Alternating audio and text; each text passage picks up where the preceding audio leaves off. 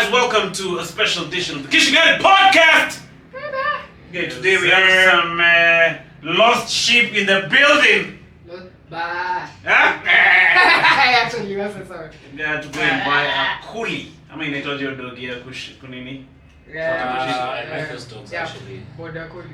Yeah, man. So it handed you guys back. Eh? You handed? You guys, apart from the lost sheep, we also have SK in the building. Yeah. You guys, karibu sana bwana SK. Thanks, man. Kinuthia. Nice to be here. Good to be here. How do you feel to be called Kinuthia in this era? It's tough, my favorite. Huh? Shazia. Great question, man. I'm loving it. Check it, Kinuthia! Yeah. No wonder you call yourself SK. No, but it's called SK Kinuthia, right? Yeah. So what's the SK for? SK is Simon come out. No, it's not. K is Karanja. Karanja. Yeah. You have two sub. S is silent. Yeah. Silent Karanja. Karanja. Simon Karanga. No. What's the S? Sospita. Yeah, that we keep it secret. Okay, this guy has some secrets you cannot have to know. Is right that hard. Jacob says, no, me. No, S. But that's my surname. SK. Oh, surname. My dad used to go by that. Oh, but Kinuthia is yours. Oh, okay, Kinuthia is okay. mine. Okay. Oh, okay. No, but karibu to this pod, manze. Asante. Simko hapa hivi manze tunapiga mapod hapa hivi hapa nini Empara nini hapa West. Hapa GTC. Yeah. Bro, sitoboe masiri. Mapema hivyo. I think give this guy the Maskala into tunaonanga huko. Yeah. Karibu sana SK maze. It's been a while. What have you been up to maze? Comedy wise? Comedy wise, nimekuwa tu nikichapa shows, but now I'm getting ready for my show. Yeah. When is your show? May 10th. Hey, you guys said, Pema getting ready. We can really start getting ready on May 1st. That's when you're better. Take me on May 1st. Aya! Niko na special on 10. Uko na show kesho. Thanks for warning me in good time. Asante sana. So you're already writing nini ama what's the prep looking like? Yeah, I've already written much of the material, so ni ile tu yenye kama pia kusolidify. Okay. And also finalizing with the preparations, logistics. It's expensive, huh? Not too expensive. I don't think it's too expensive. Where are you doing your gig? Unseen. Working title? My Kenyan mom. You guys shout out to you, Mazen. Yeah. Kenyan mom. That's dope, man. Me there, my South African mom really used to bore me, eh? You're joking. Emmanuel Owena. Is your mom still around? Yeah. Oh, okay. Yeah, she's the one who is around. Oh, okay. It's okay. What a man. Yeah. Does she know you're doing a show called My Kenyan Mom? No, she doesn't. She doesn't yet. Oh, Has yes. she been in any of your shows? No. That's crazy. Does she know what you do, first of all? No, she knows. She knows, and she knows it's come in between me and career, education, whatever she wants me to pursue. Yeah. So she really knows what I'm doing. Right. But she has never witnessed me on stage. So whatever she has in mind, I think it's very different from what I'm doing. Is she gonna? SK is also a banker. Did you know that? I didn't know, man. You guys, you're also a banker. Yeah, but I don't know for how long. Oh, but you're doing it right now, kind of. Yeah, I'm doing it, but I don't know for how long. Why? Yeah. You wanna? No, don't say He's talking about tell us jobs. Kuna ideas na wapea wanasema ni kama itabidi nimequit, because like you see, as a creative, I don't think as a creative bring a teller. Saturdays ina take my Saturdays, so I was half telling Saturday. them half Saturday, so I was telling them if really. Oh my gosh.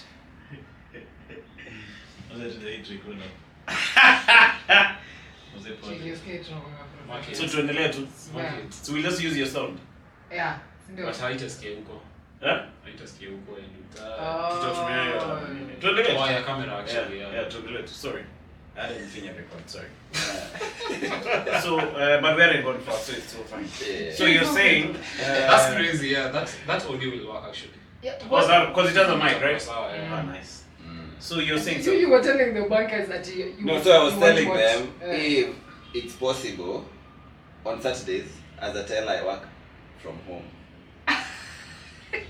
So wananipatia tu doza. Utakuetia. Umeenda kuwavuruga. So how is that? So home the clients, delivery. Yeah?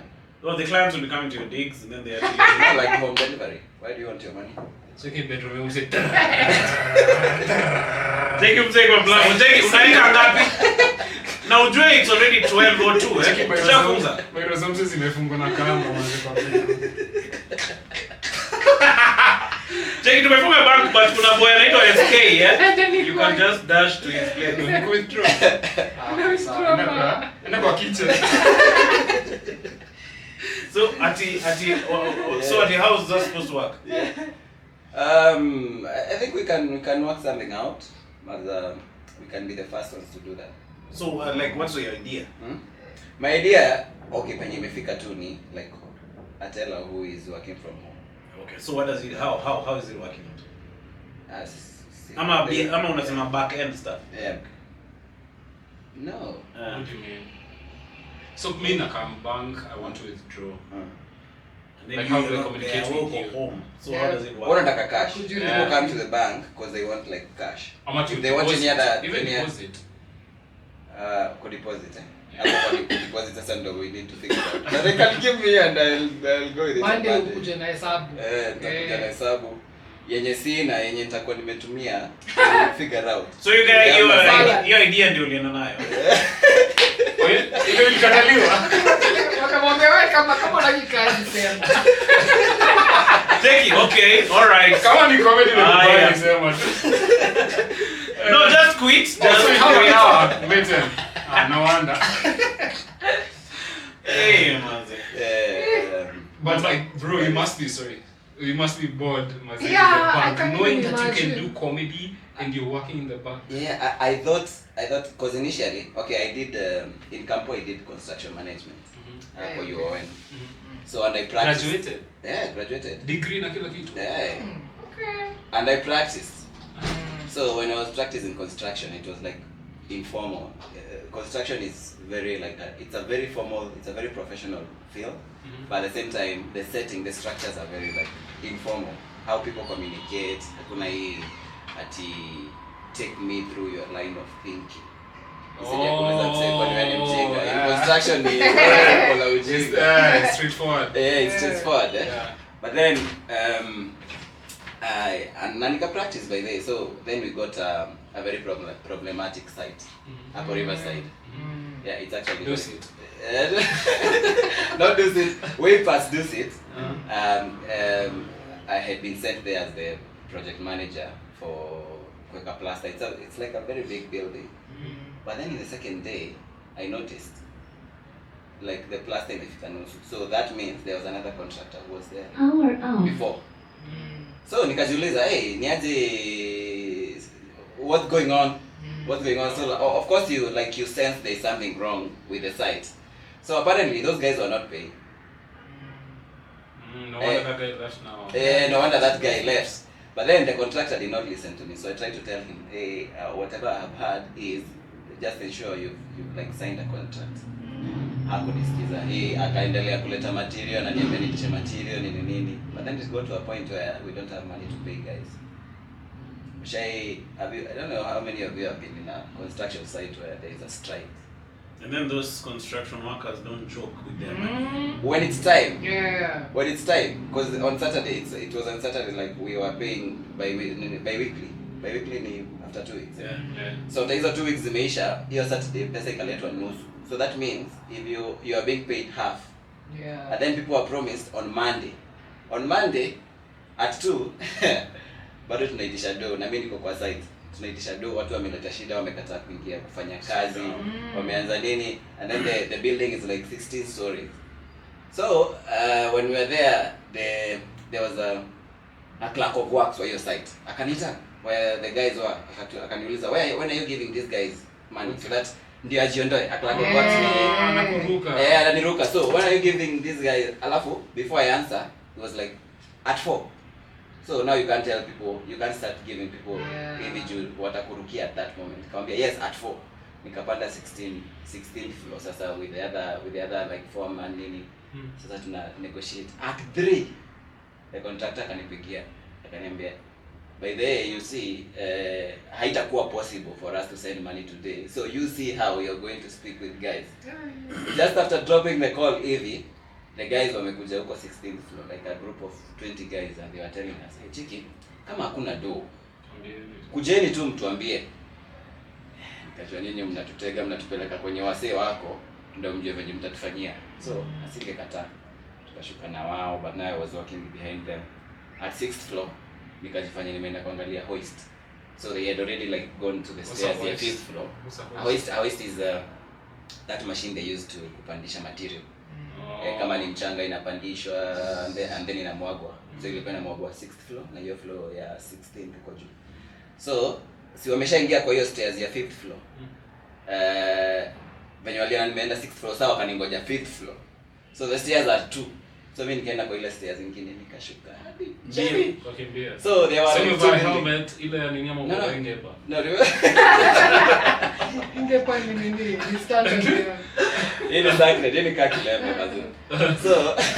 So mimi nikaenda basement. So the building ilikuwa imeshikana na building nyingine that was almost done. So the scaffold ilikuwa zimeshikana. There is a way you could access the other building from the basement. So mimi nikaingia to the other building and I look like now a site manager in that building because you know there are wewe ndio mchanga huko. Kusema van good different uniform. Asa kwa timu. Wala kuna unajua wakubwa wa bangi. Wakubwa sio lazima like kuivaa nini hizo ma reflector and all. So nikaenda nikakaa huko. So mimi napigia contractor na muuliza. So ujue the other guy I was with in the 16th floor. Ameenda na wasi. So he has to pay for my sins. So mimi nikiangalia naona watu wanapanda juu, wanashuka chini, wanaingia kwa hizo mafloor, wananitafuta, ndio. So nikapigia contractor nikamuuliza, ama niende Kileleshwa police station. We see how we can save that guy. Because I had told that guy, let's go to the basement and run away. He told me, hey, you see, for you don't have anything. Mimi niko na ndugu yangu na iko kwa site.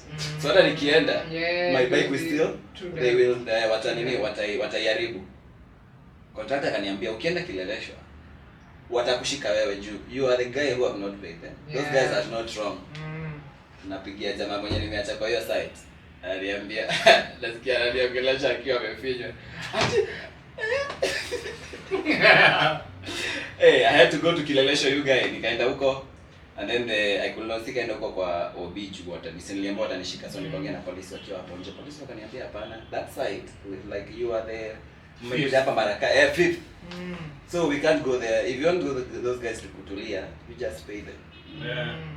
Kabisa sasa nimerudi. So as I'm going home. So nirudi hapo. Sikurudi. So on the way, I don't know what happened. Sika waliongea nao ama nini? Because on the way sana nilipatana na wase wakienda home. Wananiambia wewe. Tungepatana naye unge. So what had happened? Yeah? What had happened? What they paid? Waliongeleshwa jamaa alifinywa mazee. Yeah, and you see ni mbaya kwa sababu utapatana nao. Ni madem kwanza walikuwa wanamfinya. So utapatana nao wase kwa site nyingine. They're just like equal opportunity, man. So tukaendelea nini they found a way to pay them and then they defaulted again. Ikakuwa the same problem. So on the last day nikawaambia, hey, guys are expecting money on Thursday.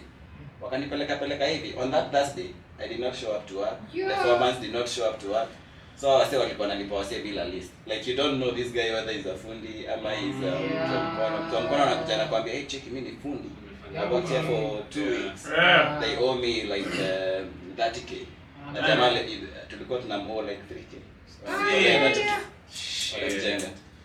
So when I was joining banking, it was because. So now that's the story of House of Leather. Alikuwa anafanya job House of Leather. Your buildings is saying your House of Leather.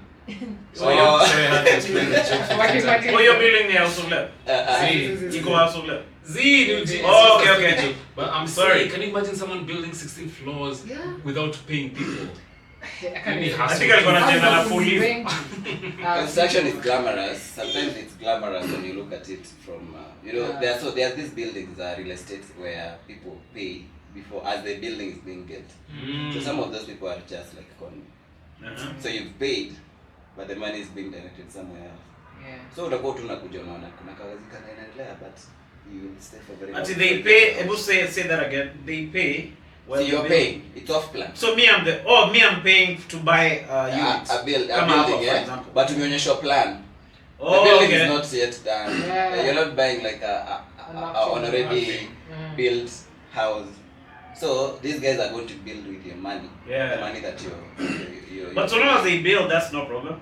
But now. But most people don't build. That's the risk. If they are not paying contractors, if they are directing that money somewhere else, then you'll find it's gonna delay kama 5 years, 4 years. That's actually a good con. Yeah. Because they can come up with a land, they come up with a good plan, advertise it, and show then how it will look. Yeah. And I'm saying, easy, like 80% sold. People just come to buy, then when they get that money. But Ulishika land na loan, you don't even care if you can afford to do that. There's some other guys in Huko Utawala who are doing that. In fact, that guy did that with a couple of projects. In fact, kuna siku alitokea hata kwa some TV with some khakis, some 2 guys. So these guys would take guys' money and then they wouldn't finish them general. Then they go to another site Do the same thing. Yeah. Like you guys remember Suraya? What happened to Suraya Properties? You remember Suraya? Suraya Properties. Sounds Indian. Sue and Muraya, you guys. Oh. I thought it was in Japanese. You guys, those guys used to ball and short call. Checking no matter what they see, you gotta get this money. Manze paka nasikia walikuwa na convoy. It was a power couple, you guys. They put the con in convoy. So now manze these guys, manze they had enough projects which stall. Like nowadays I don't even know where they are. They had an office in Spring Valley. Manze used to see them Can you imagine hobnobbing. you're saving up for your first house and then you fall to that side? Yeah. That's why you And so many people are falling to that actually. Yeah. Because you see, the only thing you need to do is to sell this guy a dream. You just need to sell them. And then because Have good renders. Yeah. Have like people who know how to And, speak. When they're done, selling, Yeah. Hey, bro. Kuna property ingine hapa Mbagathi wewe nani used to live called I think they were called Links or something. I think I've heard There's of one that. here and there's another one up on Mbagathi way. Yenye Bashiru shinda. Yes, yes. The biggest cockroach at crossing the road.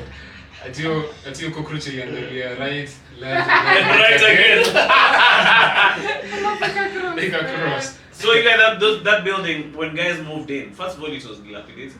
Then when guys moved in, ilikuwa na bill, unapewa bill ya stima ya sijui so tatu. Immediately. Can you imagine? Sasa wewe yako ni 380,000 na yako ni those guys have never been paying electric. Can you imagine? Mi kuna time nilikuwa nataka kuhama Keja but nilikuwa na 86 units. Unajua lazima niishi hapo. Unajaribu kupiga viatu pasi bro, mattress unaosha unakausha na pasi, nothing. Azisongi. Microwave inakulanga hizo maji. Microwave is the haikulagi anything. You know microwave Maybe uses neons. less power for Mine heating, uses more power. for heating than for the clock. Microwave haikulagi. Microwave. Bro, microwave haikulagi anything. For real? Yeah, You guys your mathematics. Bro, are you serious? Singani nicho anasikia analanga imewakata alafu inapiga hiyo kelele. Vinaona unit zangu unaona hiyo kitu ikireduce. Kuna Si microwave uses more power. Kitu yuko Bro, ndio I ni don't pasi. Eh? Pasi Shower ndio na fridge. pasi, Na fridge. fridge, Yeah. these of it. Bro, microwave doesn't use any power. Unless Unless yako ilikuwa na kashida. maybe mine is old. Yeah, maybe. Maybe it's an older model. Ama ilikuwa microwave oven. Ama microwave oven. Eh. Anakokolea tu. So But now- microwave doesn't use So now from there you can get banking. So nikaona kama hiyo informality, hiyo unstructured. I needed like somewhere where kuko na better like structure, hiyo like formal. No banking is proper formal. But then the formal also. You I think think it's too much. Yeah, too much for But me. maybe you're feeling that because you're inside. As a creative. As a creative, it can get a toll on you. But I normally see you doing things like hosting in gigs, internal gigs. Does that help? Yeah, it helps. It helps also. Yeah, it helps, and also the fact that I am able to do stand-up comedy on the side every like evening and somewhere unwinding. For me, I feel like a job, especially when things are shaken properly, a job helps you to continue. It really Yeah, does. with yours.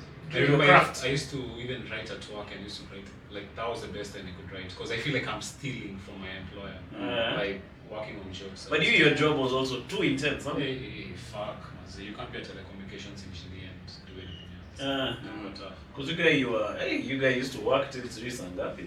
You can be working out at 2 a.m., 4 a.m., 5 anytime. Sunday, a job, doing reports, yeah. For a specific number of hours, it's for how many hours? There is no specific. I mean, you do get to not work for the time you're called, but now you're being called all the time. As in, you get to, if you're working at night of kwa mchana, but then unapigiwa hadi mchana, so it doesn't even make sense. Wanavuka boundaries. I think I might be going back to radio, John. Are you serious? Yeah, man. What radio? Not random radio, which I cannot be allowed to say now. Yeah, oh, but for real, you're gonna go. Oh, that's nice. Is it paid good? It's decent for school mine. Nice. Because I'm just here decent for school mine. That's a really good paycheck. No, it's good for school mine.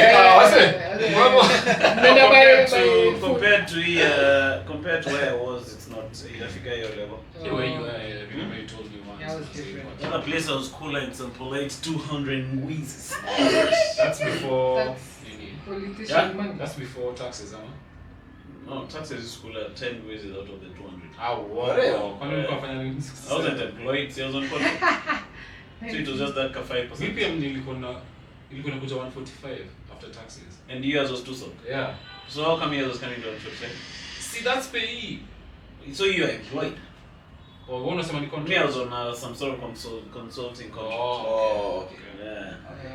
They used to ball you guys! Cheki nataka ufanye shopping ya hii nyumba yote. Cheki pictures in the trolley. Cheki. My wife was excited. Cheki babe, the liver is over. Cheki, why is it over? Ni mbuzi zimeisha. Unasema liver ya mbuzi ama ya kuku. Unataka gani? Manao COVID again, then kata dawa salo. Guess what konme. Ikaenda ngapi? Ikafika hiyo 140. Ndio sio ndio na Africa 6. No, I left that place before you. But it was a con. It went worse because guys in that company stopped being paid altogether. Well, it's actually out there because they still exist. Yeah, Pakistan group. Yeah, they did stop paying. Yeah, guys have been working by the grace. I think the one up 16th floor. Give you guys. Checking, these people have been handling me so much. The good thing is that the building next door has a connecting scaffold, so I can. You know what I did? I went through the scaffolding. Yeah, you can call Mozambique police station and ask about me. Now I'm into banking. Yeah, my co-host hadn't do this, so he was not as fortunate. But again, employment is, I think it looks good from the outside, but when you're in, they take your time. Yeah, they maliza your soul. Yeah, they take your soul. Yeah. Like it looks like you'll be easy, so you'll have extra time. I don't even enjoy that paycheck at all. Yeah. You'd enjoy? You This guy has gone on another extreme, man. enjoy that you will pay for your bills, but it's draining, Especially if it's something you don't like. Yeah. I got fat, I was drinking, I became an alcoholic, sleep not enough. You're just coping. Me, I was always stressed. Yeah. First of all, the guys I was hosting with, you guys, there's one guy used to say that me, I'm boring. You know my pals say you're boring. Check me. Can you imagine telling your co-host? Yeah, why would you? And then like, why would you? Why would you tell that unless you're telling me? You know when I'm not on this show, guys don't listen. That's what he used to tell me. Guys don't listen. Me, like you guys. Check me boring. So Maze really suffered, Maze at that radio station. They cornered, eh? It was already the next building had a scaffold, so when I was just going hide and cry in the next building. Same guy, Maze, but it was rough, Maze. Wait, but in other news, you guys come to Rudy story, SK. Did you go for Banner Boy, you guys? Banner Boy. No, Banner. When Nagi's Kenyan content? I think ilikuwa Madunga. Ilikuwa wapi? I think ilikuwa 9 with. Ilikuwa hapa Uru Gardens. Oh, what does it do? No, I didn't go, but I saw the clips on. It looked like a well put together It concert. was nice. Positive comments. Yeah, reviews. And then the guy performed for 2 hours. Eh, Yeah, we sang all his songs. After hizo zenye 2 hours. release. Bro, you have to have some cardio to be able to perform music. yeah. For that long, yeah. eh? For that 2 long. hours continuous. Because comedy, you're not jumping well. They're performative comedians who like act out every bit. Like, come away, I'm sure you're exhausted, like physically. I'd like to see like how, if there was a measure for how much. calories you've burned on Kafuta stage. vile wase upimwa wamekimbia. I'm even like even steps. I'm sure you take a lot of steps. You guys, that guy came with his own sound bar. Yeah, stop. Yeah. Check, I'm going to come with my own sound equipment because I do not trust the equipment that you people have. Look, I my producer, I go come with the speaker on his head. I hear there's a guy called Recreator in charge. So he came with his own sound guys, really some crew. But it was, to be honest, it was a great, from the It even the looks videos. dope, It looked like, Yeah. Bien, all those. Bien was there, Cindy. He I came mean, I was just seeing a video of him and Harmonize wakiingia wakiongea na mother ya bana alafu anaingia backstage. They actually, he called them up and they performed. You know, they had one song together. Oh yeah. Well, two songs. Bana Okay. and Bien. So it's Kia, because one of my pals is close to BN. Sure. So what these guys recorded with Burna Boy, just, unaona kabla tu happen. Eh. Kabla Burna Boy hit those okay. stratosphere levels. Yeah. So now when they recorded after Maze, it became a different arrangement. Yeah. They couldn't see. Like even reaching him, you know, getting him to... Yeah. Yes, Just to see. So that tuko na was moja. before Nini, his African giant. I think African Giant was the one which lipuka, no? Yeah. So now Burna Boy ameacha Wizkid yake yote. I mean, yeah. Yeah. Remember there was a time they were pelekana in ana kwa ana. Yeah. Check it, hey, check it, hey! Yeah, Wizkid ana bana ako na more nini to him, I'd say more oomph. Oh, he didn't sacrifice one of his pals. Whiskey did sacrifice. Sikia msana anaweza maruma za. Check it, I'm going to sacrifice one person in order to be able to win Wizkid. Such a Me, I go sacrifice Martin from Standup Collective or just for my future.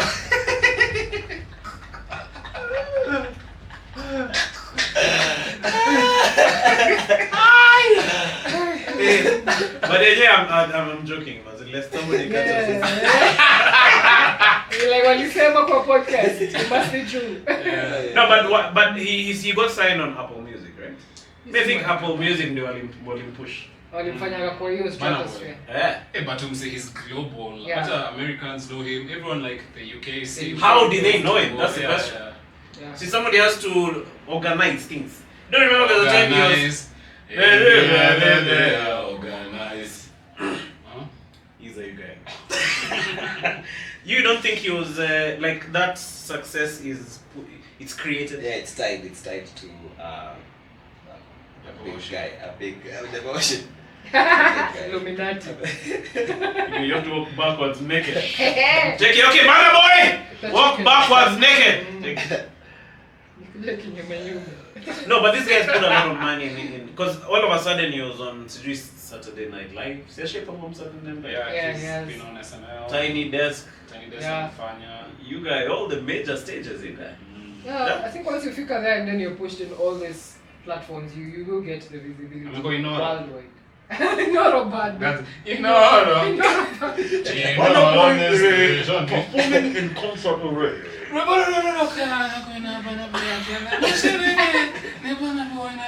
Record yake African Giant race. Last.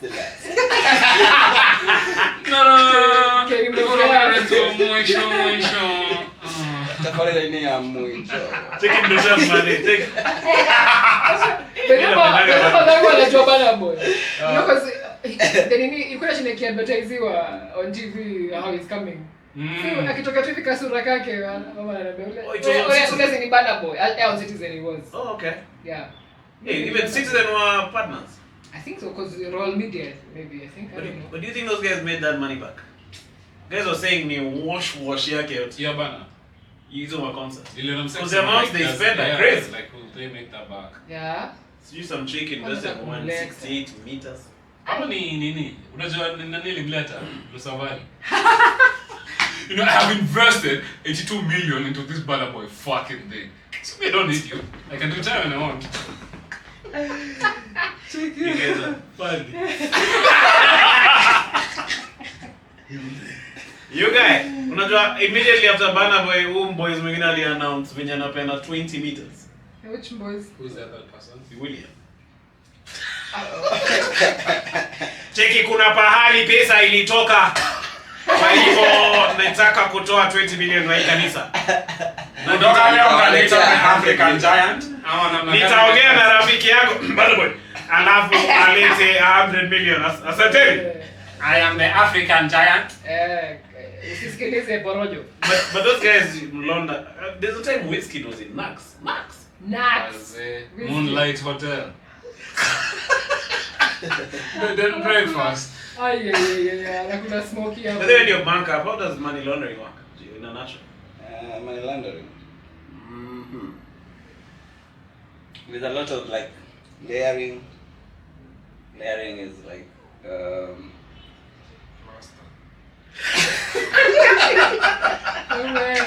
Scaffolding. Yeah, but unaweza pata wase wako na kampuni kadhaa zenye ndio inatoka hapa inaingia hapa inatoka hapa inaingia hapa inatoka hapa. Is there a lot of for it that to in- be like in our legit? economy? Say there's a lot. Money laundering is on a high right now. But Kibaki did a few things and forgot some loopholes. And that's now it's back. So Of course, right now it's back. you remember there was a time to withdraw more than $1 million, you have to say What it's was it for. to withdraw or to Even now. Even to get. Even now. Where you to get withdraw from. and to deposit? Both. It's both. Both, yeah. As long as you're making a transaction that is above 1 million, you have to judge. Nakani You have to 950k. you have to what? You have to fill a form. To declare what you're using it for, Yeah. if you're depositing it, where Yeah, you why- get Where it it from. came from. Yeah. What's it's intended to do? Are you Okay. serious? Yeah, I'm saying uandika. Niko na Koinange Street niko na mapoko ka 14 hivi. Na watu wanadai. Wanakula more than 500, yeah, wanakula wote Are you 200K. How about 950k? Huh? You don't. 950k iko sawa. So is that a loophole? But if you did 950, But 950, our 950. eyes are on you. Yeah, you don't Mm. go. There's like a Practically, Okay. I'm just Yeah, you- technical. Practically, like. Yeah, you're flagged now. Yeah. But that's if you come every day with 950. Yeah, if you come every day. But if it's just once, maybe. What if it's different bank accounts? I have like 10 different banks. My eyes on Yeah, on you very much Kwanzaa. Oh, different No, but- banks. Yeah, I'm saying different banks. Different, So still. 950 up, if I have 10 banks. Maybe CBK 950, can flag it. Yeah. So CBK what are? Yeah, so CBK is happened on either notice. Shit. Yeah. Hey. Serious, please. Unaona launders No, wa- but wa- as long as whatever you're doing is legit, unless the money course it's you don't know where Yeah. unless you don't know where the money is coming from, or where the money is coming from is not legit. Wait, then- but I can't. You have to declare where it's coming from and its intended use. What if I'm just saving it? You can just say just saving. yeah, Oh, okay. that's okay. But love Yeah. predictable rates, right? Like your savings have to come from somewhere, right? Yeah, if this, I'm saying if the somewhere is legit and I can show the somewhere. Yeah, you have to yeah, also yeah, show yeah. for whatever I it's think so. also doing. Yeah, you just fill the form unasema ni ya savings, Oh, because okay. that's not a policy by the bank. It's a policy by CBK, so they expect it. They So expect that form. Oh. So generally speaking, what do you think of Somalis that they're banking quite a lot of money, right? Yeah, Generally speaking. yeah, generally. Why Somalis? Even Kikuyu. There's mad. You guys have been eclipsed by Somalis. The hips are rolling now. The hips are not lying now. The hips, But mazea. they have like they have invested money in some like high end. Most of their businesses are usually Cash. involve a lot of money. Oh, okay. For example? Real estate. Electronics, real estate, Yeah. hotels. But also they do a lot of cash-based businesses, like petrol stations. Yeah, petrols. But even now petrol stations are not cash based. Oh no! Yeah, also But they even if still- you they pay still by have to some tins, extent. you need Oh, that's what cash. you're calling. Oh, Yeah. Yeah. I Yeah. get what you're saying. Wait, I've always wanted to say, man, Doug has this joke where like tellers judge you based on what is in your account. Mhm. Like wale wase wako na do, can you say like how easy tell, like you can't tell by looking at person what is in their account. Is that true? How they look? Yeah, how they look. Yeah, I think it's more of a stereotype. Because there are some who look like they have money. Yeah, and there are some who don't look like. Have you ever been surprised by someone withdrawing and then you're like, damn? Normally when you're withdrawing, you don't normally see the account balance. You don't? What do you mean, do? Ah, Mnapeleka mzee ma Jamaa like, can I say that? Can I say this? Anapitia nini rules. But Kevman Nilipulani unasaidia inaitwa non-disclosure. Yeah. But my pal, a friend of mine, anaitwa Kevo, he used to work at KCB. She was telling me, uko Kangema. She was telling me the wazee who used to come there just to check the account balance. Wazee wezi jua mzee kwa Meter, yeah. 5 meters. But it's true, like the guys with money, tuseme on a higher percentage, kasi wenye wako na dopo. Uwezi tell, like uwezi tell, ni mzee tu unaweza mdharau. You think that's the reason they have money, because they're frugal? No, I think it's the reason they're that. Oh, sure, maybe, yeah. Yeah. Like wanajua kujinyima. Like the most. Unajua kujinyima ama wewe ni maisha. Yeah. Maisha. I'm wondering, is it like you get that money and you're afraid if you come from poverty, you don't want to show it, so like. Yeah, just I'm not buying a shirt or doing shit. Yeah, shirt ni ile. And some it's umetoka humble background, so when you hustle, umehustle umepata do. So where how could you lose? You did not lose yourself. Yeah. So you just believe, hey, I have this money, yes, but me bado ni hustler too. So yeah, shati ile unaipenda na vako. Yeah, you did not like kujipandisha huko. Mimi ni hustler tangu zamani, nilianza na kuuza kuku. Kuku mbili. Cheki hizi kuku mbili nimeuza na sasa niko na 20 million ya kupeana kwa hii kanisa. Sema amen. Na nitaleta 100 million. Na nitaongea na bana boy. Nimetaka ingia. Itakuja fast. Let me ask, will you guys judge ukiweza ingia kwa banking hall usikie music? Depends on what type of music. Okay, me I don't want to I don't want lyrics. Yes. Yeah. You know, like pipe music hotel. Yeah, exactly. Yeah. Elevator music. Yeah. That's not bad. Kwa umbali. So that the weather.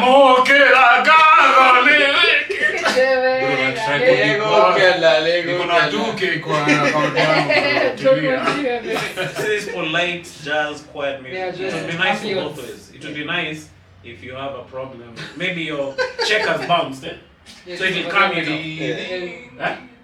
And then if you have a lot of money, bado utasikia. It's nice to have this money. Msana tumia ka tested a PG story on Monday. Well, idea yake. I got my idea and music. Music is instead of me being here Saturday, please leave me some music in the home. Yeah. Be at home. All these bank robbers become leash.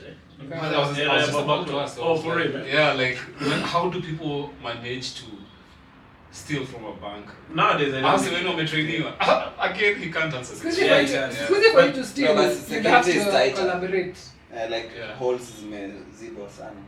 I don't think I think most of these cash stealers wameshutiwa. Kina Shimon. They just look for easier targets, I think. There's easier targets. I think the last pesa babu siende huko kushutiwa bure. Yeah, true. I think the guys who steal cash now are the guys for cash in transit. When they cash in transit? G4S. Or some lonje guys. Or collab. Check sasa kinilifanya. Niko hiyo G4S haina. You need to deactivate. Check ni bro zako. Nikaenda now straight to my bedroom. You guys, those guys took all the money and go and start partying. You guys are in pipeline. You guys, they're really arrested. You guys, the first round. Cheki sijui walijua aje niko na pesa. Sijui. Cheki, could it be that ulidunulia the whole bar via 500? Could it be that ulisema zikuje kila mtu credit yake moja na ukasema weka kwa Instagram ndio wanitambue? That's rough. Well, speaking of money, do you guys watch the Kinuthia podcast hapo iko nini? No, but I've heard about it. You heard the story? Yeah. So the story is Ndota. This guy used to work with Caliph Cairo, the original guy. Yeah. So he's the one who used to fund this whole enterprise. But now he was a guy behind the scenes. Yeah. He never used to like being on a canine. And then they named that business Imports by Cairo, which was also a stupid movement. Yeah. So this guy eventually really petted them, eh? But then this guy became depressed, lost all his money. So this guy texted his wife and told his wife, this guy is cheating. We are Clement. Jamaa paka alikuwa indamas. Alikuwa kwa jela. Wait, so aliachwa na bibi? Sijui kama bibi alimwacha, lakini I think alipitia yake yote. Mpaka bibi anaambiwa bwana. Bibi aliambiwa mzee wako anakomonga demu mwingine hapa hivi yake yote. Did you see that story? Yeah, so. What did you think of that, man? Business ni tough. I think this guy was too kind as a business owner. Like the business gave me a business yenye wasa wanacheza. He was too Aman deep. I think the same way Caliph Cairo was able to switch talk so many other people. The same way anaweza tu switch talk pia umse. Yeah. Na umse kwa sawa tukwa busy. Check your umse Caliph Cairo na umse na like the architect. 59. It's also possible. Wao walikuwa wameona initially inaweza kuwa walikuwa wameona wao ndo watatumia Cairo. Yeah. Because this guy already had like a Facebook page. Oh, yeah. So sisi tuko nyuma. We're behind. Sisi ndo tunapata the like much of the benefits. Yeah. But this guy ako huko juu. In case kwenda vibaya, this will be the guy to be seen as the one who has failed. Wanasemanga kwa deal, there's always some guy who's being the laughing stock, who's being taken advantage of. And if you don't know who it is, it's you. Actually, me, I don't want to feel like that. Like there's some comedians who are doing a Delia Gilbey's, but they didn't know it was them.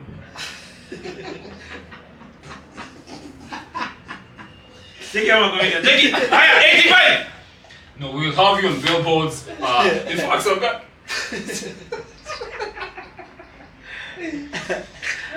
Check those comedians.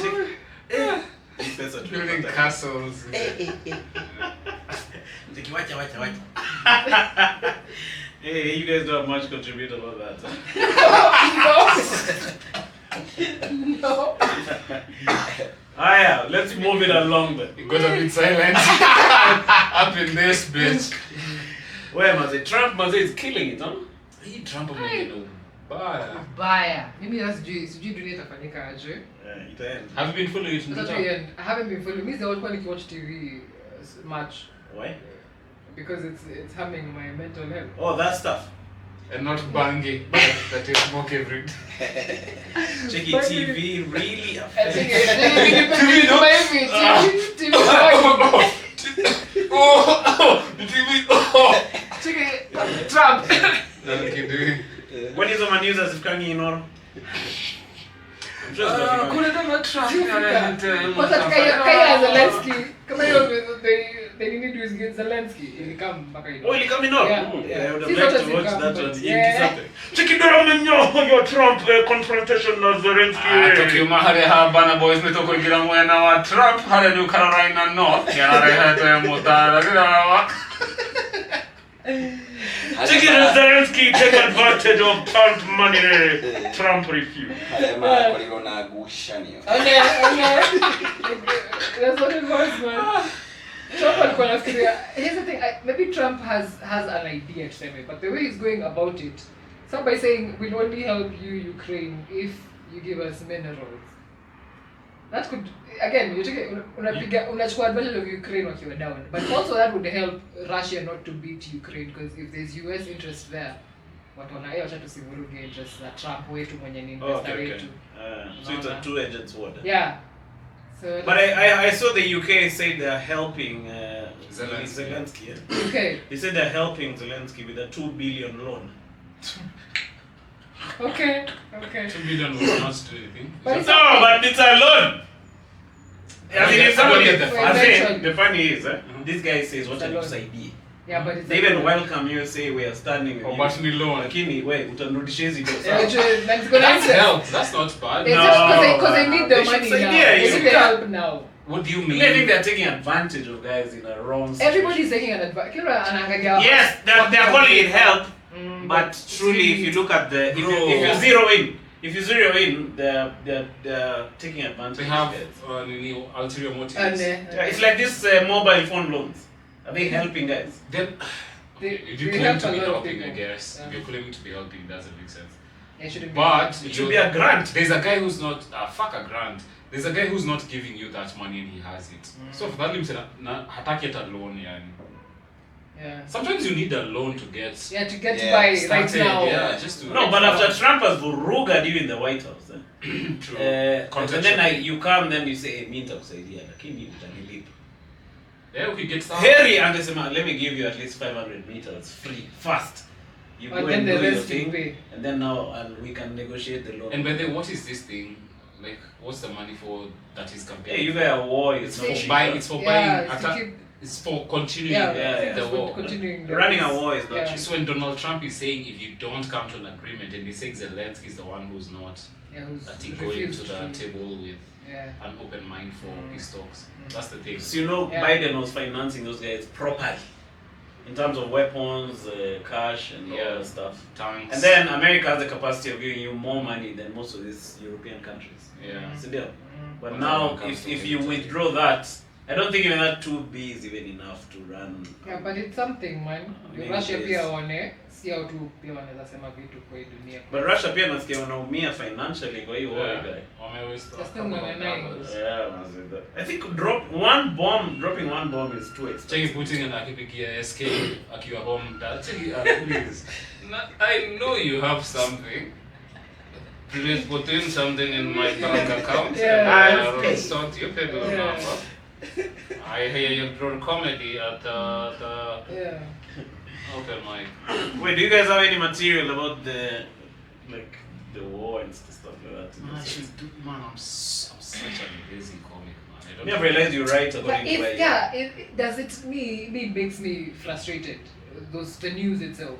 So I don't know if I would pull that to give me jokes, but if it does happen, yes. But so far, no, anything that evokes an emotion out of you is prime. Exactly. If it's anger, if it's frustration, perfect. Like you see your joke about not having kids. See you have a joke like that? Yeah. No. Perfect. Because you normally say it with a lot of passion, huh? Yeah.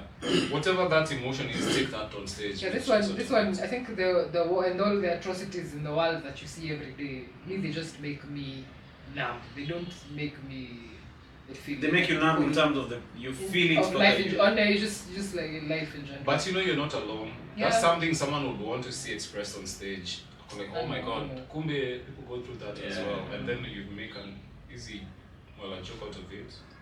I'm practicing my Trump impression, and the figure jokes. Well, Russia's. Trevor Noah alikulia Trump for so many years akiwa Daily Show. Akipiga hiyo Daily Show. I saw DL Hughley going in on Trevor Noah on something. Don't you know? Yeah. Those guys, do they like him really? It's like you don't like because alitokea from nowhere. Yeah, it's like they don't like. Alitokea through the scaffolding. But yes. Check it after Trevor Noah. Okay, now because Kimsi ni nani because anakaa.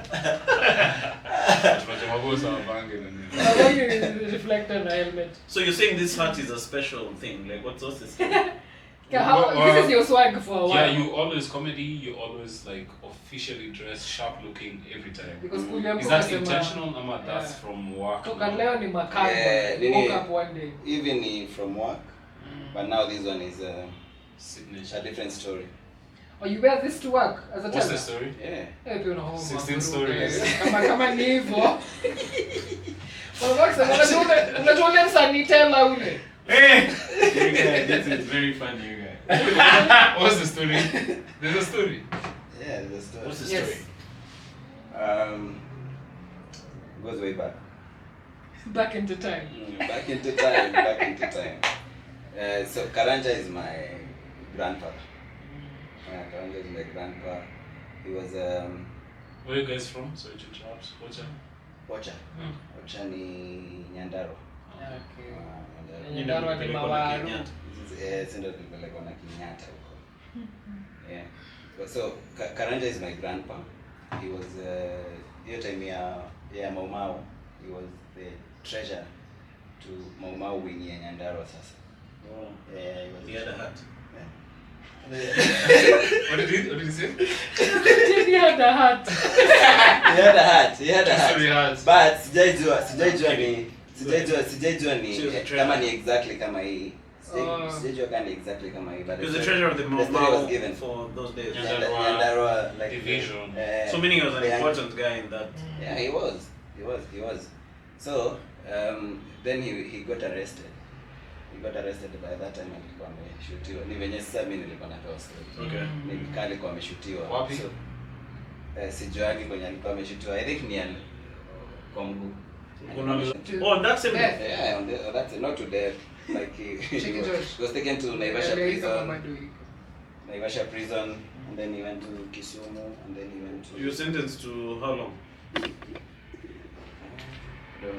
I don't know the number of years, but I know he was released 16 years. around your time, 1963. Oh, during independence. Okay, shout out to your grandpa, you guys.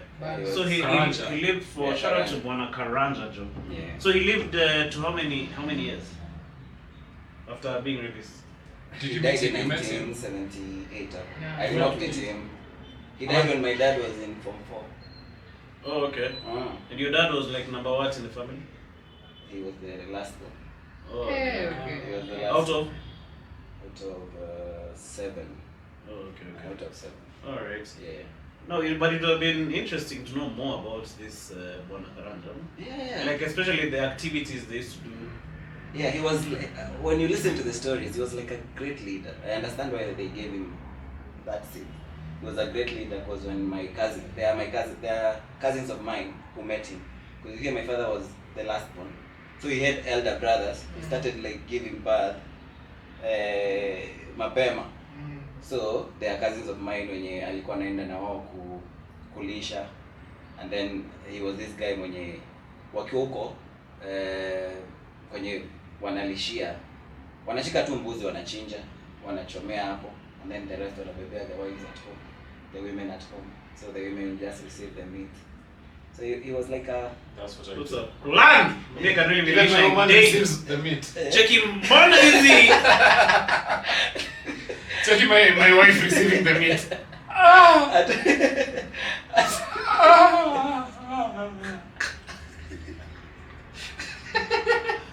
Especially after you've eaten some other meat. Bana, you Meat from the forest. So treasure, they used to collect money in cash ama ilikuwa pia. It was in cash. It was in cash. Kwa baby Mau Mau. Na pia MAU. Check imeleta MAU. Ndio. uko fulani. Choma kwa Dedan Kimavi. Check inataka kutoa 10k. Check uko na ID. Kuna kipande. There's no agent in the forest, you guys. Check imeandika forest. Bro, but your grandpa being like, especially like a treasurer, you should follow up. Akona stories insider kabisa za ndani. And then you should document so this. the only problem is, okay, yeah, my plan is to document them because there is one brother of an elder brother to my father who has like very good memory and akumukanga dates, time. And then do it as soon as document you it. can. The only problem that came was now my grandmother lived for long because he died in like she died in 2017. So that's the problem. So alikaa kama 125 Nah, alitusumbua sana. Actually can't get like your 90. So the problem. The problem was the blessings she received. I'm like, No, that's like alikaa sana. Sisi tunajiuliza, 120 surely. That's not where the problem is. The problem is in I don't know whether it's the unajua ile oath walikuwa na take. Okay. My grandma never talked about. Oh my god. What is that oath nini? Bro, you know, Haina nini spiritual, inaitwa but the oath is spiritual, media man. clause. Yeah. Grand Hiyo yenye forever. hiyo yenye to a statue of limitations. yeah, is it called? Yeah, Haina statue. Yeah, ina Haina. statute. Oath ni spiritual yani. Yeah, Oath ni- ni So oath ukisema means, so oath ilikuwa nini? Oath, Like we don't know. hautawahi ambiana. And you hautasema swear to what is something. going on here Yeah, nini, what you've done. and then you will take some You will- watachinja, they will blood that ana blood yenye You will do itamwagika, things for your and then maybe you community. will drink the hiyo mbuzi hiyo damu hiyo mbuzi. I don't know exactly the exact Yeah. details. So the problem is you don't know whether you are acquitted from the oath to tell even your about Yeah, your because the struggle you made. years after. But now you see the oath, Maybe they oath took it is to the spiritual, so you don't know. Yani haujui. Yeah, man, Si you mtu should tie in. atakwambia. Maybe the oath was for the enemy. Don't tell the enemy and his minions, like the home I guards. think it was just Who was the enemy? Even to Because the the home enemy, guards. remember, the home guards. Kulikuwa na Yeah, wasi they wengi, were yeah. people, who you couldn't. they were family members who were there. Yeah. Yeah. So, Within. haikuwa defined, ilikuwa don't talk about. That's the easiest. That's interesting. Because if you make rules about, you can tell who. Itakuwa, you just say never talk about Yeah. this. Yeah. Like About Fight Club. Yeah. Yeah. Yeah. Your muma, by the way, you know me, my mom So she told me never she talked couldn't about do What's it. it's called? That you Muma. Yeah. The Oath. oath. What is Yeah, mama? kisapere for Okay, for oath, her mother initially alikula, but she was Also, she young. broke it already. She broke it during By initial, telling you. but initial the other day, so I'm sure the statute imepita. Alex Juice. Imesha time. Yeah, and then how she's big condition, she was in Paraima, and she didn't know anything about it. Watu hiyo walikuwa nakula oath. Yeah, it reached a point where everyone in the village was being let known to the fact that we are doing this thing. So hata watu hata nani. So yake Paraima wanatoka shule wakiwa mademo watatu, wanatembea wakaingishwa tu mahali kwa hao ya neighbor wao fulani. They knew. Na hako she stole, akasema katikati ude mmoja hapa akafungua sijui kamba fulani round. Na akafunguliwa manote zote zenye wako nazo. That you don't have anything noted.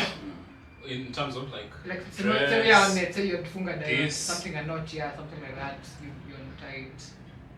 Alafu wakapewa akasema ati walipewa nyama fulani wakadish man. Raw. eh? Ni kwangi imepikwa? Imepikwa hiyo nyama. Ndio, kuna hiyo nyama- time- hiyo nyama ambacho alitueleza. Take him, girl. I think there's somebody preparing some meat for an oath. There's an old going down right there in Ngaan. In Gangale. We gotta go and arrest them before they eat that meat. Check it look Magina again.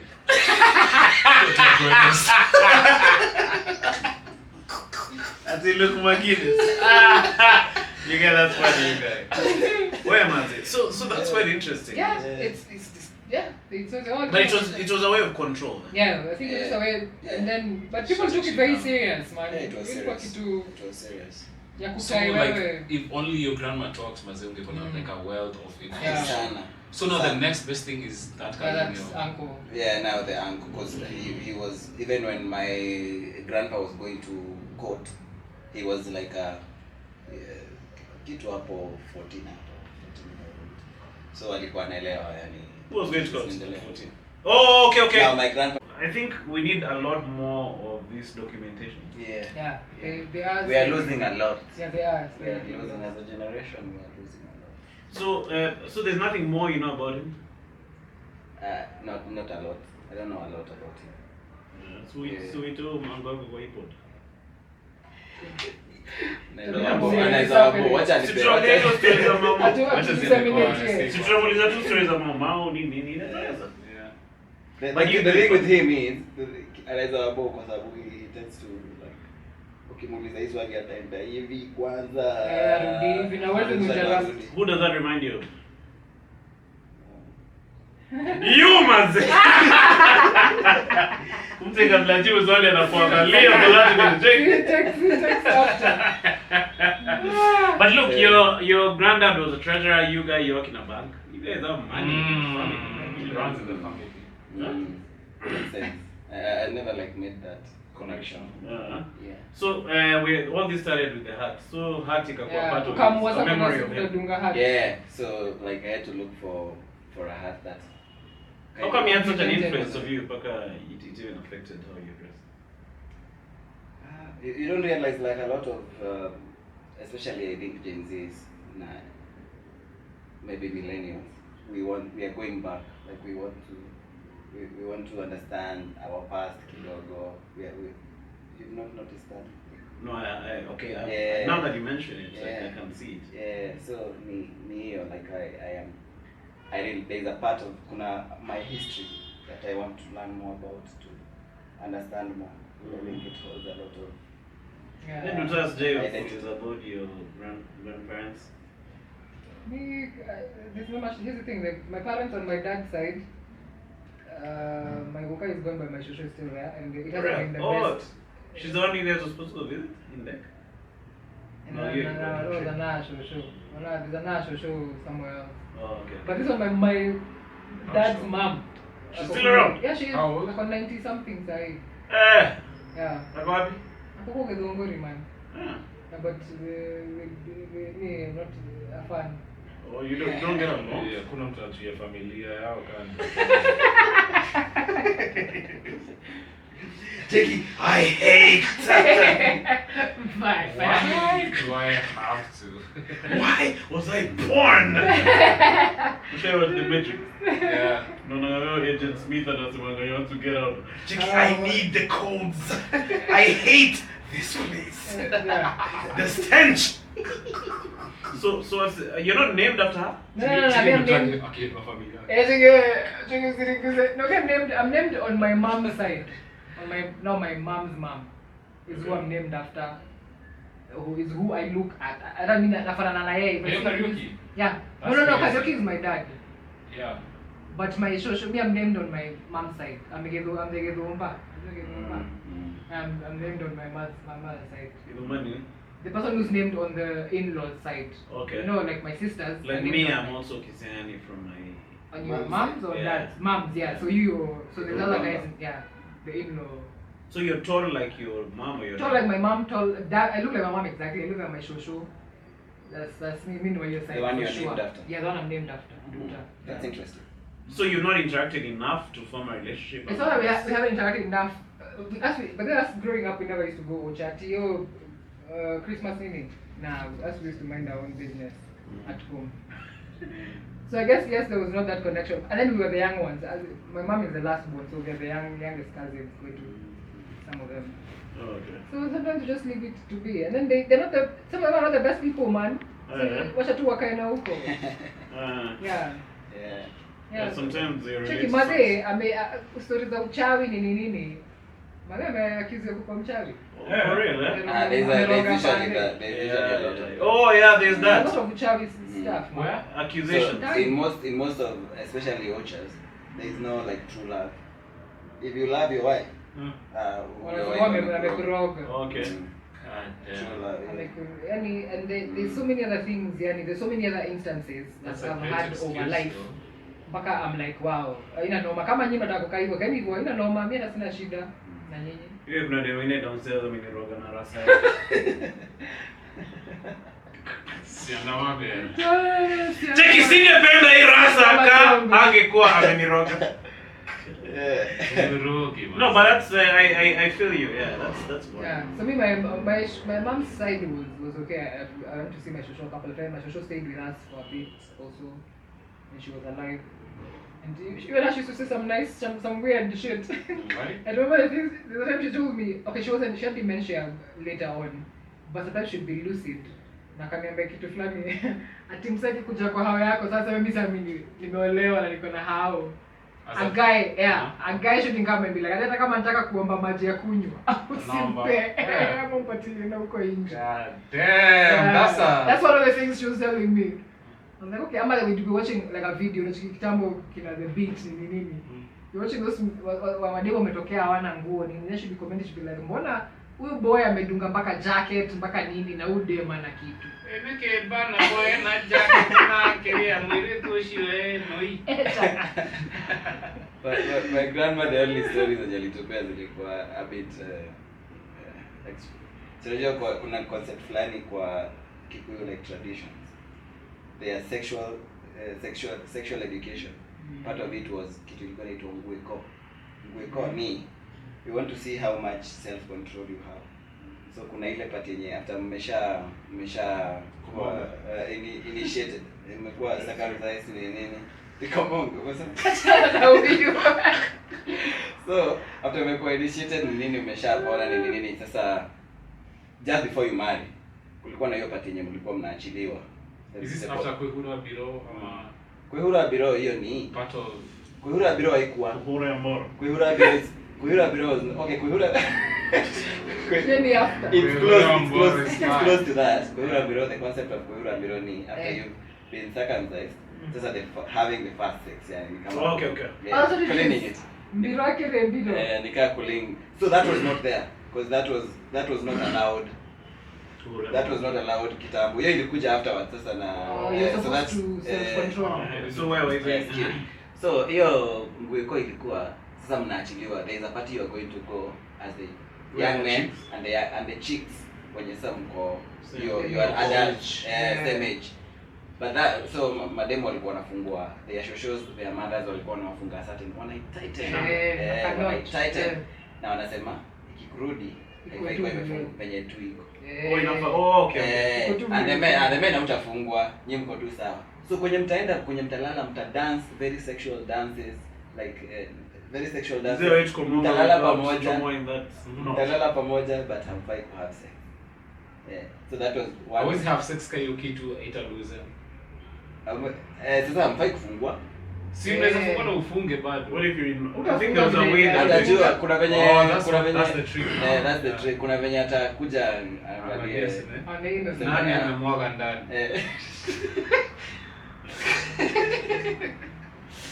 Yeah, okay. Yeah. so they sasa ni ameamua kutupigia traditions alikuwa tupigia stories sasa hiyo time za hizo vitu. Okay. Man, also a wealth of fucking information, I'm telling you. Actually, sometimes I don't I'm sit baffled. them down for like a 10-hour podcast. Yeah. I have so much information. So much. I should talk to my shosho about it. you should have this podcast. Yeah, if you have how old is she? She's like 80-something. You have to do it ASAP. No, she told that. So you have to do it. Sorry, just najua venye imetokea. No, but she's still. Also sometimes she might lose the Yeah, I dimension. My shosho, she has a better mind than me. My shosho used to export like fruits and shit, so she has been eating like a vegan for the last 50 years or something. Okay. So she's tip-top shape, eh? Vibaya sana, especially mentally. Yeah.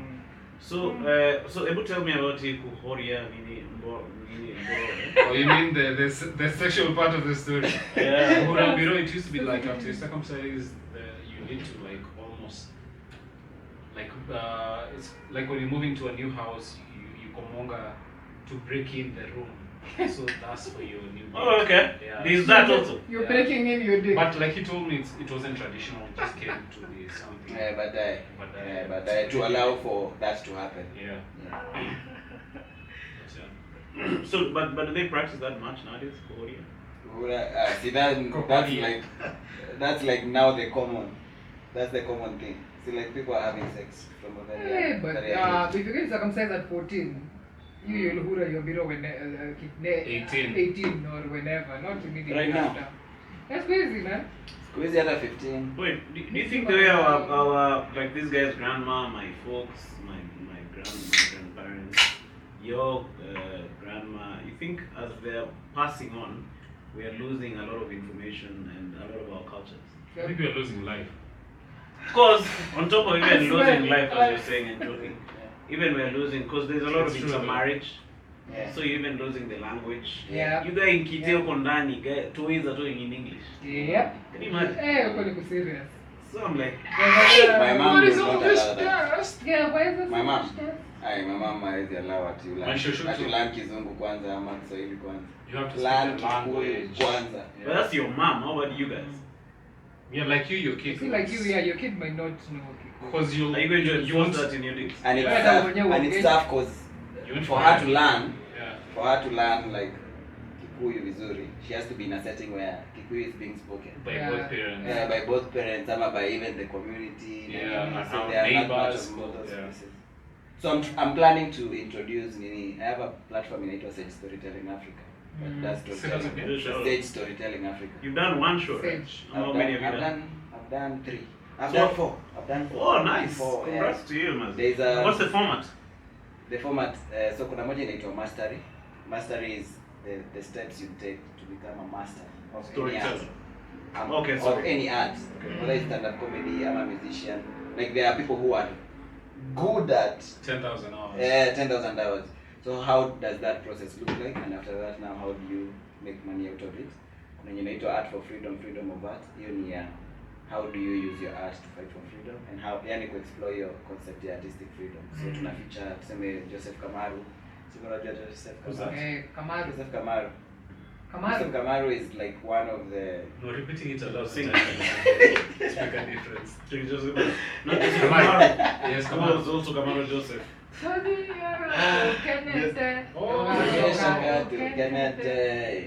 Kahora mwalimu neoka muno soda picha. You have come. So he's the guy like You still alive? he died in 2018. Yeah. But he did timeless music and he was relevant in music for more than 60 years. Yeah. So tunaficha huyo ama ilikuwa inaina. Yeah, so I'm planning to introduce Kikuyu classes. So have you done one with Joseph Kamaru? That was the first one.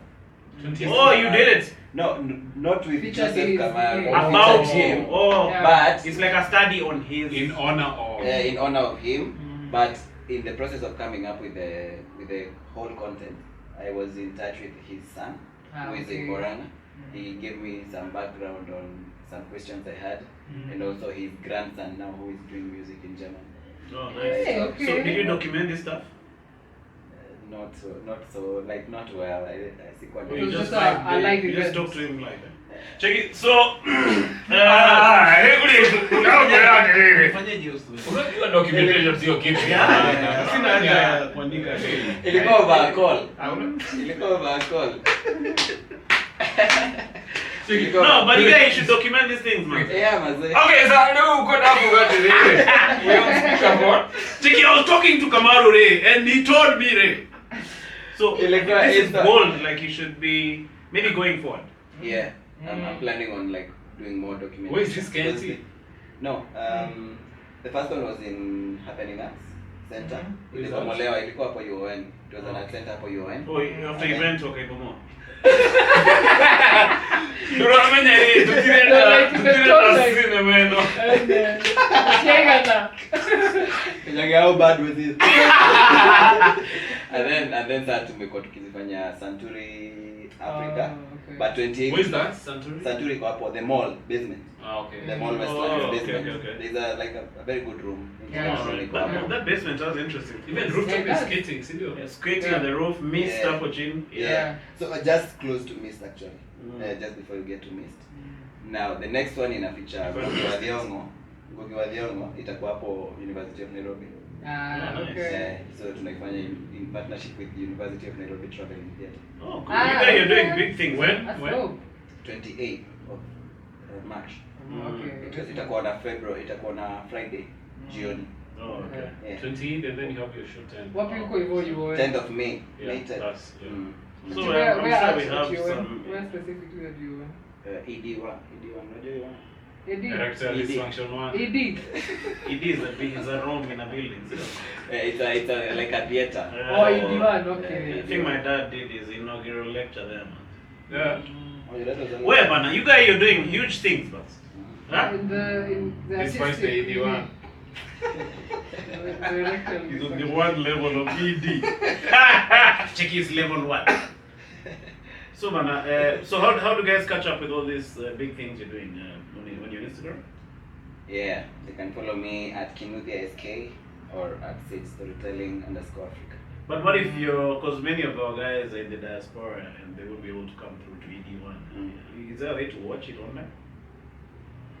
I'll document it as you say. Yeah, I'll document it and It then sounds really exciting, honestly. Yeah, kwanza Ngugi wa Thiong'o. Yeah. Alafu sijui Kamaru. Nane. Give me advantage. Yeah, naweza kupatia hii kamera yangu yenye nzima after every 30 minutes, but... Bora tu Yeah, weke unaweza. wet cloth. Yeah. Yeah, do use your We phone. prepare. If you don't have a mic, if you're doing an offline camera, use your phone. Come Document sit here as a everything. microphone. You guys, those things you're doing are gold, man. Yeah. My dad used to do some of those things, and those days I used to wonder what's up with him. But later on, he's like, hey, this documenting is is important. It's interesting. My dad used to teach folk songs, Kikuyu folk songs. Hey. But then we haven't spoken about your dad. So alikuwa anafunza primary because he was a primary school teacher. Juza kuda. Hey. Check it.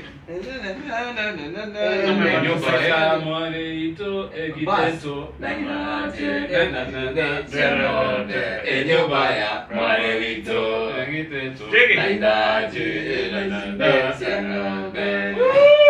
banga. So alikuwa anafunza hizo vitu. Alikuwa anafika hadi State House. National. Yes. Just was a boy, yeah. Bro. Normal. 16 to 2015 because sasa hapa nilimaliza high school 2014. Nilienda sasa na yeye 2015 because I also taught. Niliingia nikafanya kufunza primary school na huko. So sasa tulienda na yeye hadi Kisumu State House. Hey. Alikuwa anapeleka like teams 3 nasho zina compete against each other. Moja inashinda inaenda State House. Na ni yeye tu anashinda. Hey. But how was he doing? He was talented. But how was he taking 3 teams? It's easy. So Yeah. you have Just the, read. you have the script. Everyone has different pieces. You have the music. Oh. So you just switch it a little. So out of hii time. Oh, sorry kwamba hizo. But sasa kuna yenye yeye kuna yenye anapenda more. Kuna yenye anaweza taka ishinde. So you anapatia more attention. More attention. Can I ask, so your dad was a creative, do you think your comedy side comes from him? Yeah. Definitely. Yeah. My dad was pretty funny. Also my mom. So exactly, because me, I can say it's from my mom's side. Even me and my mom. It's always your mom's side. So when I heard your dad was that, so where does it come from? A lot. Is it from Ama your mom's side, performative or now comes. I would from say the other the performance naweza sema ni my Dad. dad. My dad was I think he did music, painting, so he was so much a performer even when giving speeches somewhere. But the funny now it's my mom and how she sees life. It's always. Yeah, why do you call yourself? I don't know if you still do MC emoji. Yeah. You just call yourself MC emoji, Yeah, right? Why? Where did that come from? Campo. I used to act in a place naitwa kuna church naitwa St. Paul's hapo. When wameimba ni Alfred, ni Alfred, nje moja kupendeza. Nisiko those guys. So kulikuwa na Umeimba nini? Nyunyuzie maji. Nyunyuzie maji Bwana, nioshe nitakase, niwe mweupe kabisa. sidhani ni ya. Yes, yeah. I think hiyo ni ya Tanzania. Something like that. Yeah, si ya Kenya. So nikiat wase fulani mabeshi wangu wakaniambia unakaanga emoji like your face. Ama Facial oh, okay. So ni ile like ukirushiwa moyo unachukua unajenga. So nikasema I'll adopt this. So nikajita MC emoji like for the longest. But you dropped it. Yeah, but the events company inaitwa Emoji Events. Oh, your company, you have an events company. Yeah, kufanya wedding. Your events company ndio ilitoa idea tell kwenda home. Check it, this presentation is by MC Emoji Entertainment. Thank you. Yeah, we can have a teller in the house.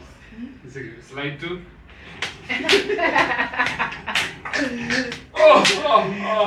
But you guys are doing a lot of artistic stuff. I feel you when you're saying. And also unique. Yeah. Art concepts. That's So document it and share it. Yeah. Yeah. But how did you get into comedy, man? Comedy.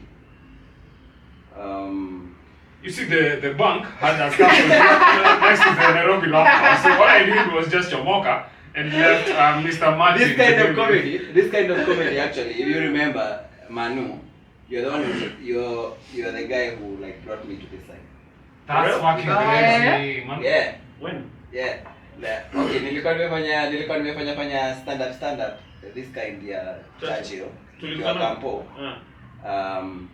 Also nikiwa high school there was this program ya Obina alikuwa na host. Ilikuwa inaitwa Break Time Show. I don't know whether you guys came across it. Yeah, high school. I was featured. Oh yeah, I saw it once. Alikuwa anaenda kwa mashule. Yeah. I was featured in that one. How? You as a guest? No, I performed. They came to your school? Yeah, they came to us. So wasema wanafanya stage wanafanya majokes. Tunafanya majokes. Ulikuwa kwa hiyo show? Leo show ilikuwa gani? Hiyo leo show? No, hiyo show ilikuwa ina bamba. Nilikill.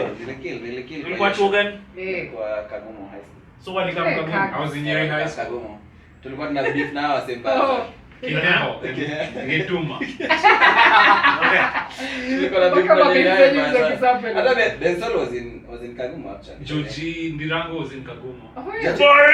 Joji Ndirango was in Kagumo. Yes. I didn't know. Bensol I know because he was when I was in Form 2, he was in Form 4. Okay. I know that. Hiyo time alikuwa na ma specs zingine zinatosha. There was a time he got in a fight. Hapo karibu na canteen. I remember that fight with Bensol. Because Bensol was like you wouldn't miss. Like you know him because kama ni time ya funky anatokea na guitar yake, ana guitar yake. Okay, amekuwa toka zamani. So that day I don't know what happened with the other guy wakaanza kufight. Hey. So Bensol was doing very well. He was doing well in that fight until that guy knocked out the glasses. So he was blind. He didn't remove his glasses before fighting. He can't remove them. That's his size. No msako nyuma yake.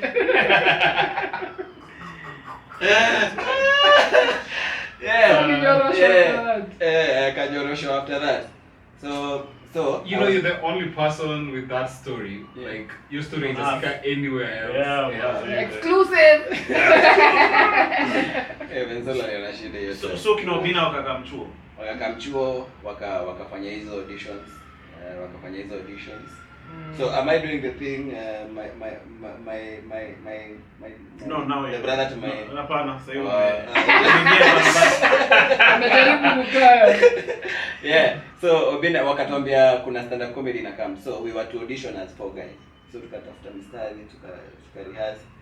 But in between then and doing the auditions, the others just kept dropping off. Na mwenye ali drop off kwa mlango. Kaniambia tu acha nikunywe maji hapa. Kuna scaffolding fulani kwa. Acha nipitie hiyo scaffolding na maji. Akaenda hivyo hakurudi, so mimi nikafanya auditions peke yake. So tukachaguliwa wase 6. So kina Obina wakakam, it was Obina and Nice Kithinji. I fucking love Nice Kithinji. Nice. Shout out Nice. She's really nice. Great. She's Yeah. good. Yeah. She's really nice. Nice and lovely. Yeah, so Nice and wakakam. lovely. Sweet and sexy girl is the one for me. It was my first time actually to see Obina. My name is Obina, Ike Igwe, Deoka, Deto. Yeah, those days he was What? fully He was doing his accent. Yeah. So akafanya the first 4 guys and then there was a break. After the break, he closed the show. Na sisi tuko backstage, tuko wasawili bado hatuja perform. And wanaambiwa cheki kuna wasawili hawaja perform. Tukaingia, nikakill. It was a good moment for me because sasa nikienda home mimi ndo nilikuwa naleta kwa hii up next from break time show. Kuna ndoto za vitambi. Okay. Aina ya kwanza ya kitambi ni ile ugali na pombe. Kuna aina ya balozi na Cheki kuna difference ya kukuwa na do na kukuwa rich. Haya, mse ako na do. Nilikuwa na joke ya ufala sana. Nilikuwa joke ya nzi. Ati unajua nzi zinakuwa zina like span ya 3 days. 7 days. I think 7 days. So imezaliwa and then so mimi nilisema 3 days. So imezaliwa 21st. Imekaa imeishi. So by 25th ni kumaanisha it's very old. Sasa hiyo ni mkongwe. So ile yenye imezaliwa hiyo day, you know there is food, there is a lot, people are shitting a lot in the. So inaanza kuambia hizi zingine ati umezaliwa siku poa. Sisi enzi zetu. Ilikuwa hapo hiyo joke. Ulikuwa hapo. Ndio ilikuwa na mada. Yeah, ilikuwa mada mbaya sana. Hiyo ndio ilikuwa. Yeah, so then I got into ilikuwa joke ya upozi sana. Unabadilika hiyo. Umeidrop hapo ndo nime explain. Hiyo time ilikuwa No, nasema unaupigaje hiyo joke sasa? Irudishe kwa nini? Hiyo joke ya nzi ni kali. Yeah, this concept is nice. Your premise. Yeah, I think even it's in a house to reply.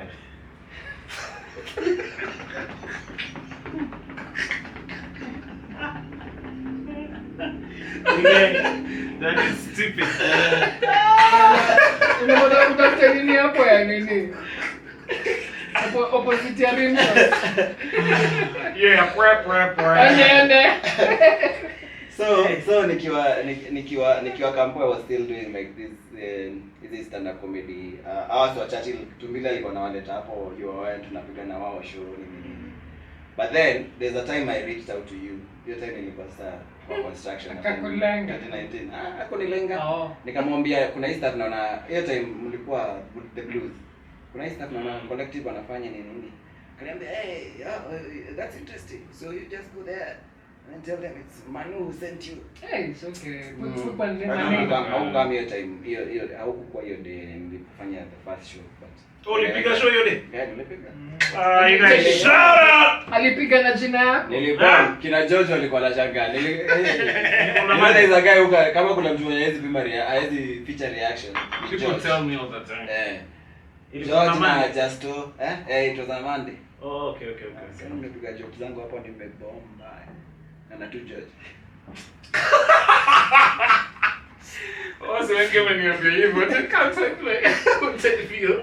But also they say that blues, ulikuwa unaingia unapata almost like clans za comedians. Yeah, like it was very intimidating. It was intimidating, which maybe I was. But then if you don't kill it, there's a click you never get. Bro, sana kudara. That's crazy. Yeah. But even if you bombed, you kept coming. Very intermittently. Yeah. So I started being consistent time ya Mayura. Hiyo ndio time yenye nilisema construction packet. Acha kwanza ni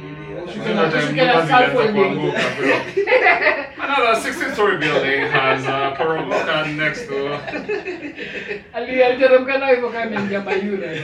But you used to kill that 2 grapes beer when 2 grapes was 2 grapes is where it said popping, right? Yeah. For you especially, that's when I started noticing you. Yeah. So 2 grapes nilikuwa nimepiga number 7 kidogo Mayura. So nikiingia 2 grapes already nilikuwa nikaa nimeiva hivyo. No, but you're doing well, you guys. This guy really kills you guys. Yeah. Very confident on stage, man. I have followed him. Yeah, I mimi think, bamba 2 kukucheki. grapes once.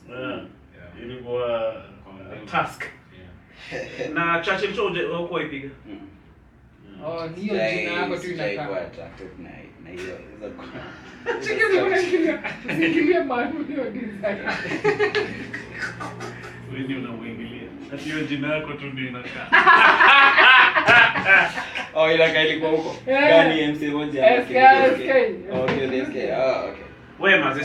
So your next project ni your special on 30 My Kenya. First of May 10th. 10th of May. Yeah. Oh, okay. That's a Saturday. In May. Yeah, that's a Saturday. Okay. Ushaanza kuuza matiko ama bado? Shanze kuna zenye washabai. Kuna mahali. You're going to go sold out very soon. Where can they get tickets? Sage Storytelling. Sage. Sage. Sage. Storytelling at hustlesasa.com. Shop. The shop at also .hustlesasa.shop. Kabla mzee ataipia shit bro Ametoa paragraph. Sasa inakula sema commission na masijui. Basi niko poa. See a Vietnam, Chinese, American, some Asian looking film. Number ni leta sinde. Number you cut with less money, but also sasa is convenient. It's convenient, But ndio. the deductions, you guys. Yes. Or Now exponential. they're cutting VAT. They're cutting the charges. You are now on top. But it's convenient. It's convenient. People figure there. Yeah, because if you don't have, it makes your thing a bit more professional. Yeah. So, no, but you guys, man, shout out to you. All the best Shout out. with all these good projects you're doing. I think you're one of the top comedians, if not organizers of some of these things in Nairobi and in Kenya. So keep on keeping on. But when you told your coffee, I really looked at you. Yeah, kaka different. Check it out.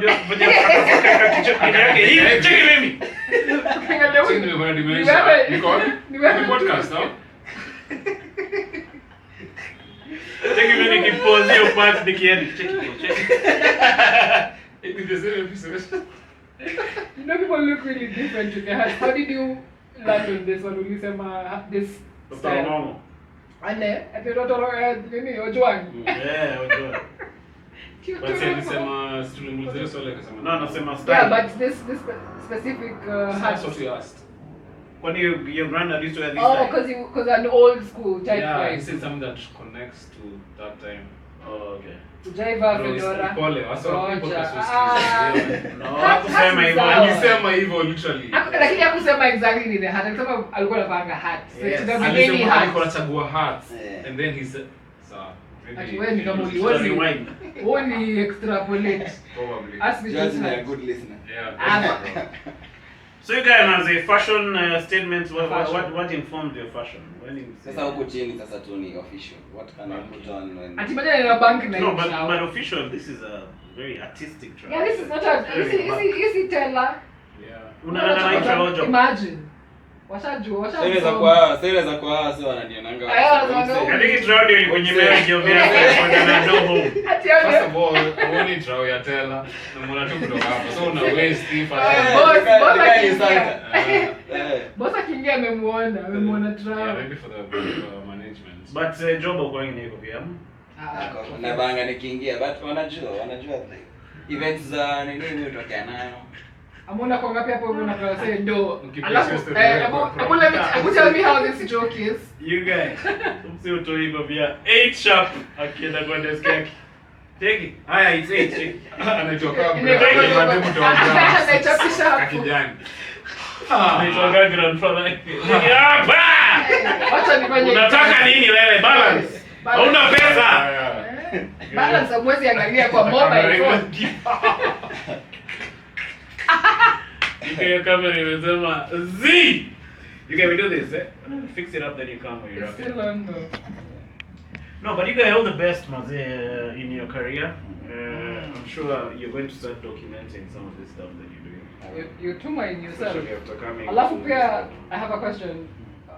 Maneno ya parents nini procreation nini. Oh, you have kids? Do you? Procreation. Kuna watu wengi? Nimefanya. How many kids do you have? One. Oh, congrats, you guys. Shout out to Populating the Maze. ad. Kadoto? Yeah, daughter. 3-year-old. Nice. Hey. Nice. How's She's parenting? named after my mom. Eh, okay. Nice. Oh, that's her name, eh? Right there. Oh, I thought it was after my mom. Chika kwa baba. Ulete maji. Damn. You need that. No wonder you can always tell my dad How? Yeah? some stories is him. In Nigeria, for the twins. Some okay, achana na Jero. Soon come. Yeah, coming. Like kuna hiyo maturity about someone, I think so. Oh, so 3 years. It's still with the mom. Hiyo ni Ni story mrefu, complicated. Unauliza nini? Eh, Wewe hapa kuna scaffolding. unaweza chamuka hivi. Imeshikana hivi. Oh, I didn't know Yeah, that. yeah.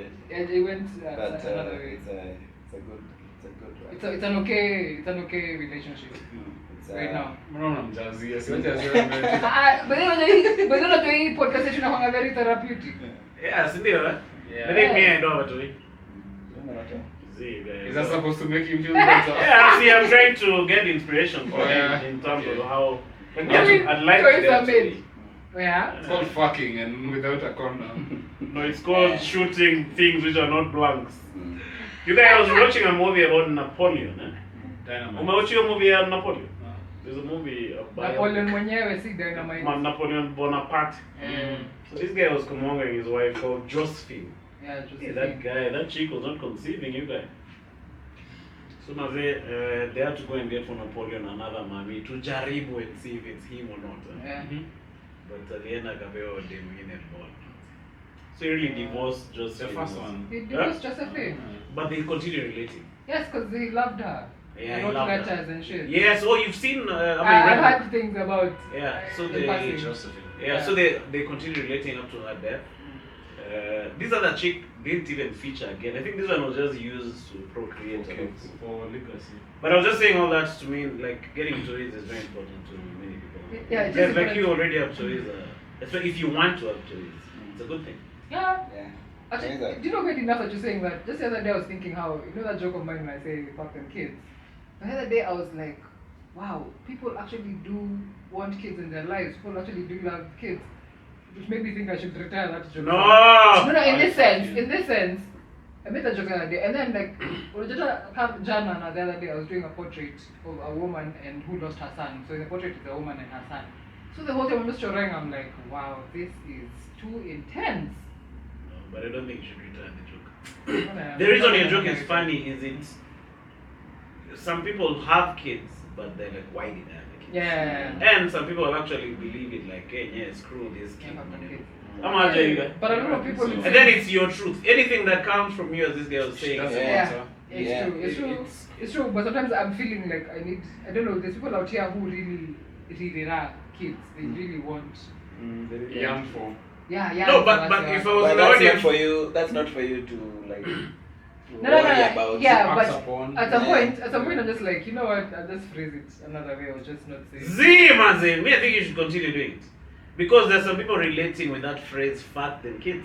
It's only that now you can't do that. You can't say fat than kids. Yeah. But your statement here, You can't like say one of the bits I did when I was in SA was, I'm here because I don't have kids. True that. So I can use my money to come here and take That's what a I selfie. think. And then I post it in the family group. And I'm like, yo, you guys would have been here if you didn't get kids. And guys were laughing at that. Yeah, that's funny. About that stuff. Okay. Yeah.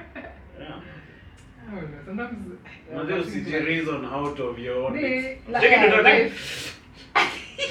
What are you joking on? I can't retire.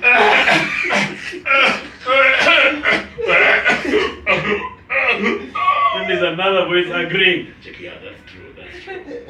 Must they keep chopping that joke? But how is it being a dad? Like, are you enjoying the journey? Yeah, it's a good journey. It's tough to some extent, but Financially? yeah, financially. Yeah. Because like she just joined school. 3. Damn, you guys. EP1. She was in school, so. Soon But about that. it's interesting because she's more like my mom. So even when I'm doing like my Kenyan mom, at some point I will have to tell a story about her. Yeah, she's named after my mom. My mom, the one she's named after, they are the same. Because the one my shosho, who my mom is named after, she keeps saying this, that I am never born as an ugly child. You know what I mean? What she means is, like any child who is named after me, there's no child who is named after me who will never come out as an ugly child. There is no child who is named after her who is ugly. All of them are beautiful. So it's an interesting dynamic. So being a dad is interesting, and she loves school. Okay. Yeah, like she loves school. She's a bright kid. Yeah, she's bright. Did you come remember while wearing your hat on my Chinalifanya hivi. Pa!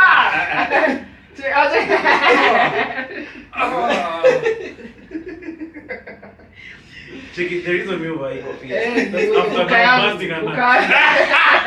Mboka yangu alikuwa wasimsoma umao. Akienda wakamsentence. Wakamwambia next week. Akasema zi. Niambieni saa hii. The worst thing is that this was a serious conversation. You guys, man. Okay. No, but you guys shout out for coming through to this podcast. Yeah, shout out. It was fun, huh? Yeah. I think it was very different from. You guys may give us some nice elements. Some nuances, I like that. Yeah, so I really enjoyed having you. It's luckily he was on leave. We're supposed to do this podcast on Sato, but. Luckily he was from home. Sato bado ana front kama wanamwalau. Aendelee hiyo mashini home.